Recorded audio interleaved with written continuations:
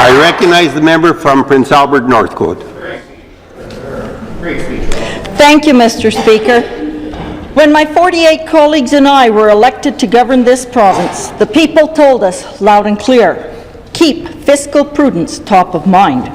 That is why, Mr. Speaker, we have a balanced growth budget. That is why we have controlled spending. That is why some things have to wait. That is why we have increased taxes on cigarettes and alcohol.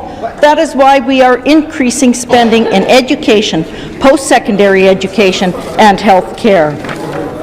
Mr. Speaker, I am honored to participate in this debate, and I support the budget, the balanced growth budget our government delivered last week.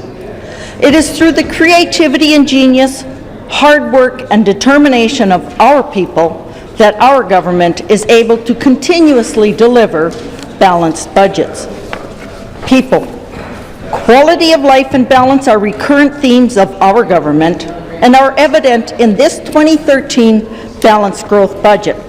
Let's take a look at what others are saying.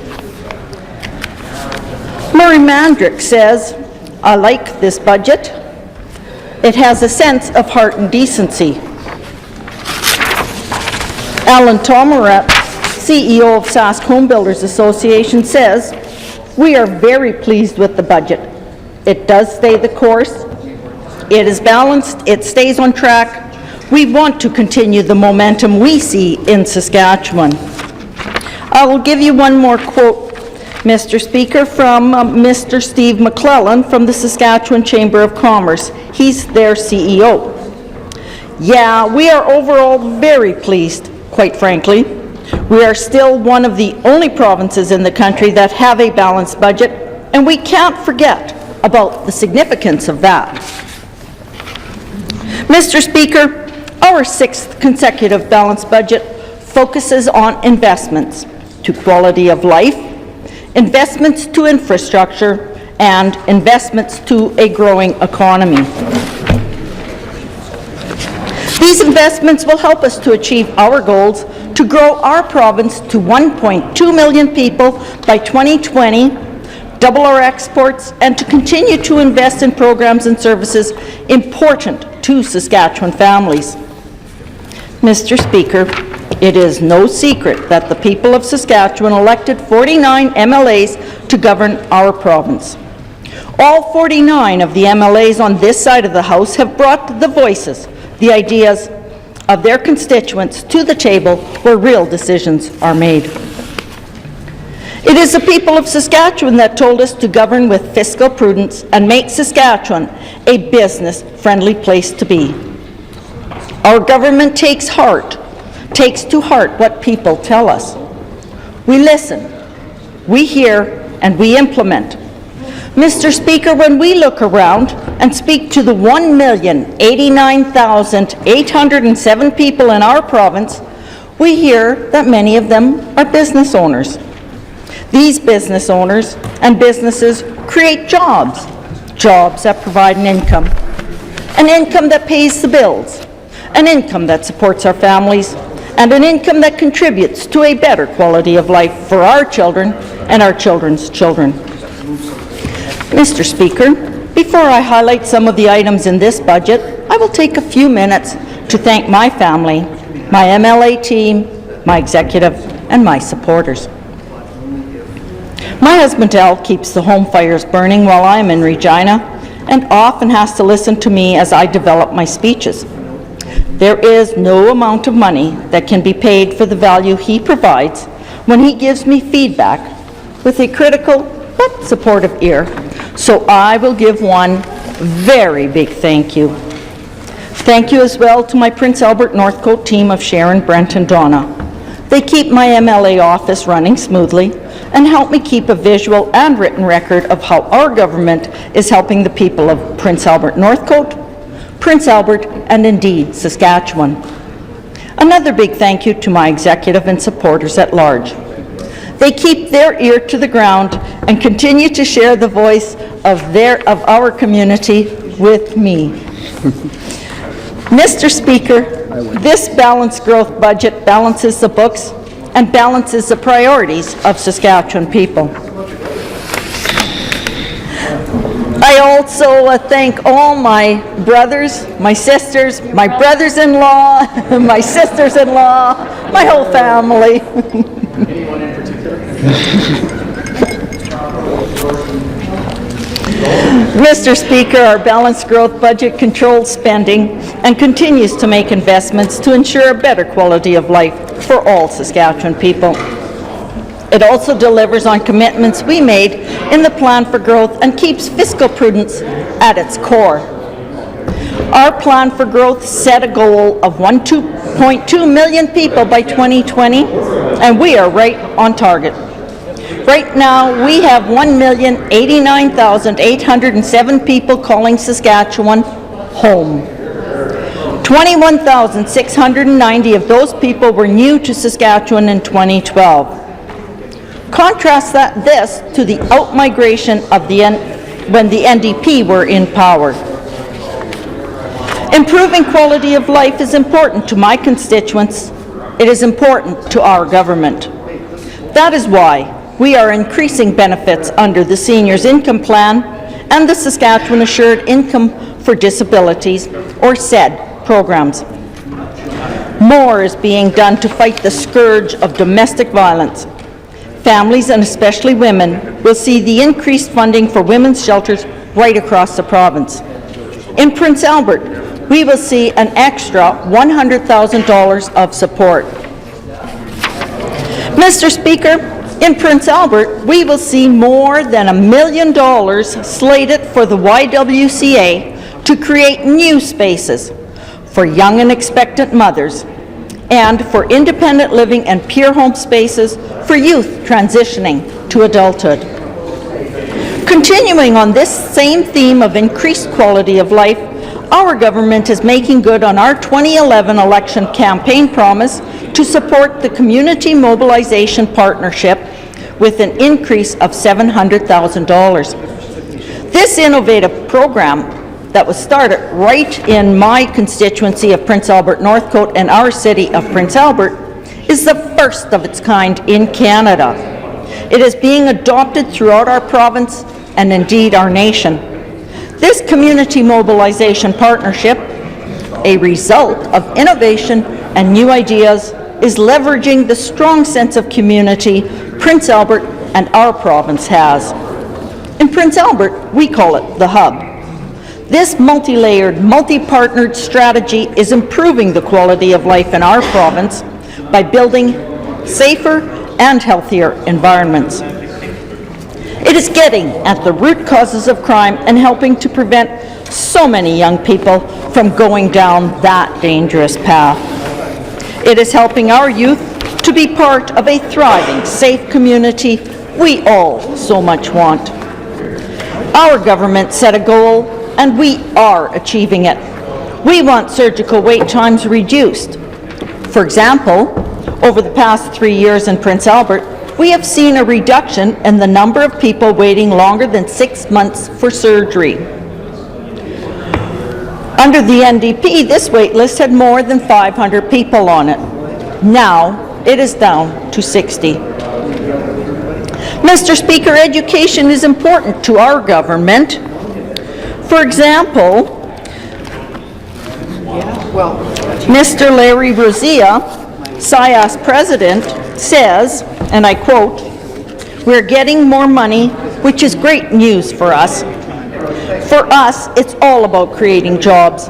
The economy wants our graduates, so we have to go back and use that money to create as many graduates as we can for this booming economy." Mr. Rosilla goes on to say, and I quote, "The new budget and the announcement fits very well with the province's growth plan. SIAS supports that growth plan, particularly its focus on students and Aboriginal people, both which resonate with SIAS." I'd like to add that SIAS, our northern, one of the 4 campuses of SIAS, is located right in my constituency of Prince Albert Northcote. Mr. Speaker, our balanced growth budget goes on to provide a graduate retention program, the Saskatchewan Advantage Scholarship, the Saskatchewan Advantage Grant for Education Savings, which all help to improve the quality of life for families. There is funding for 300 additional apprenticeship training seats. Our balanced growth budget is providing a $1.5 million increase for work readiness, employment development, to accelerate essential skills training and increase employment opportunities for First Nations and Métis people. This boosts annual funding to nearly $25 million.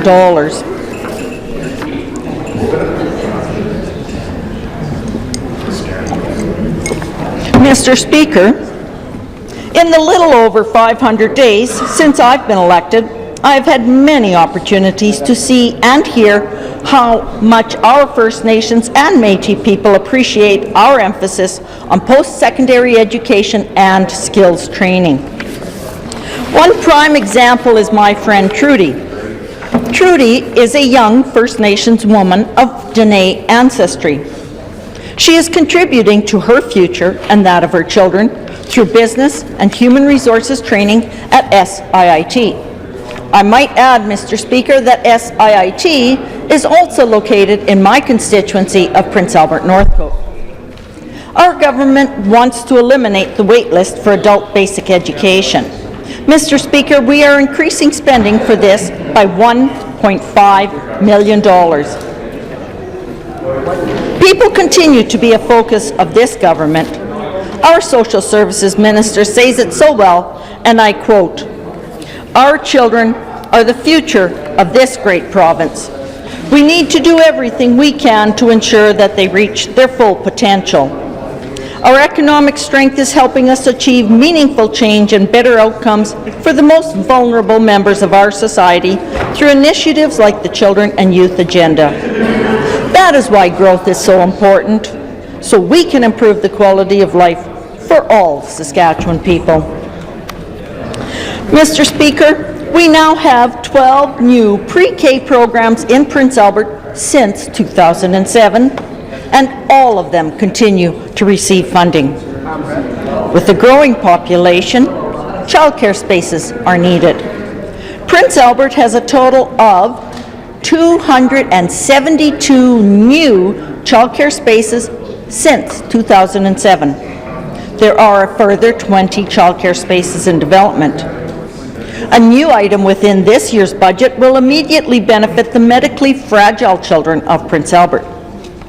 $180,000 in provincial funding for the newly opened Hope's Home will provide 44 childcare spaces and assist with renovations. 11 of these spaces are for medically high needs children. Contrast this, Mr. Speaker, with the NDP record. There were no childcare spaces for medically fragile children when they were in power. Housing is another commitment we made to improve quality of life for families in this province. I will refer once again to a quote made by Dennis Coots, CEO, Habitat for Humanity. He says, and I quote, "We are the envy of the country. I applaud the Government of Saskatchewan for keeping their commitment for more housing to help low-income, hard-working Saskatchewan people."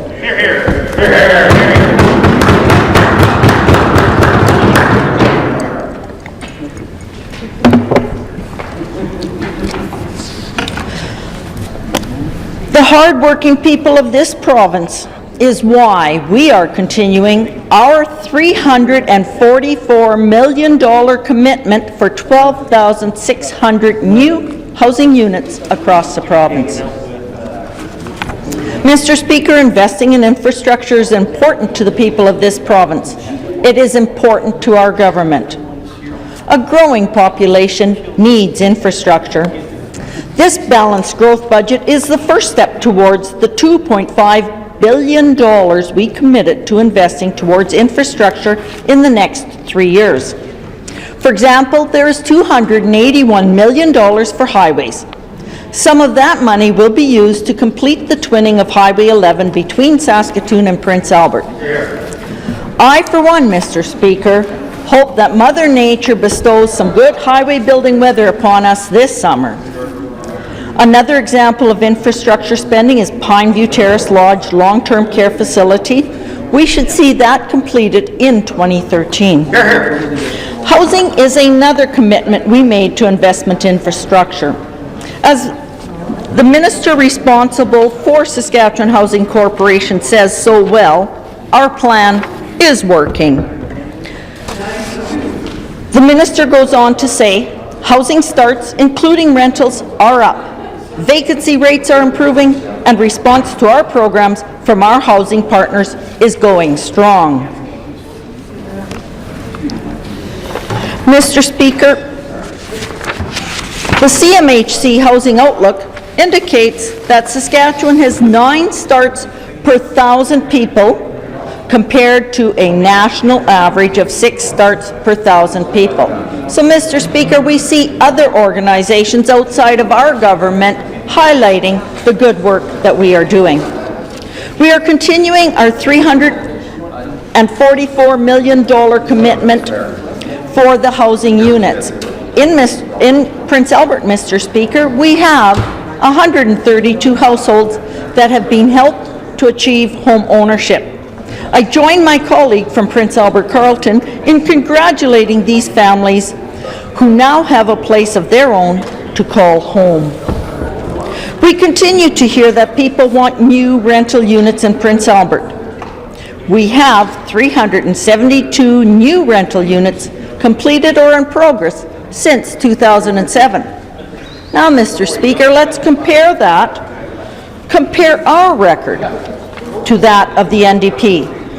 To be fair, I will use the following statistics from the NDP's, or to compare to the NDP's last 5 years of being in power. Housing starts are now up 66%. Rental starts are 342% higher than the last 5 years of NDP being in power. Which record, Mr. Speaker, which record does the people of Saskatchewan want as we move forward? Mr. Speaker, supporting a growing economy so that we can continue to invest in our people is important. Our Saskatchewan Party government has reduced debt. Since 2007, we've paid the provincial debt down by $3 billion. This is generating a $600 million savings in interest. Mr. Speaker, our balanced growth budget sees record revenue sharing for municipalities. Municipalities now receive $264 million in this budget. Let's compare that again to the last year of NDP rule.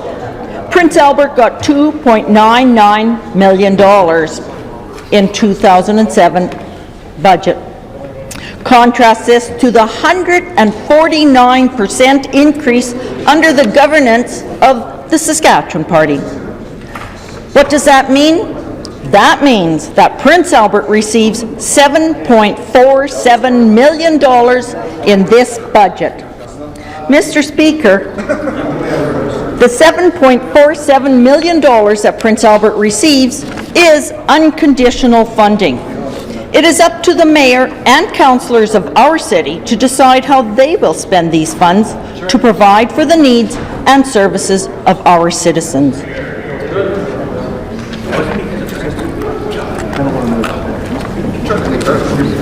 Last week, Mr. Speaker, our government introduced a new uranium royalty structure that will attract new investment in uranium mines and more jobs for First Nations people in the north. I will once again go to some quotes. The CEO of Athabasca Basin Authority says these changes will lead to new mines and expansions. For example, the changes announced by this is a quote by Tim Gitzel, CEO of Cameco. He says, and I quote, The changes announced by the provincial government will give us added confidence to continue the large investment we are making to sustain and grow productions from our Saskatchewan operations. Mr. Jared Adams of Arriva says it is a royalty system that encourages us to invest more in this province.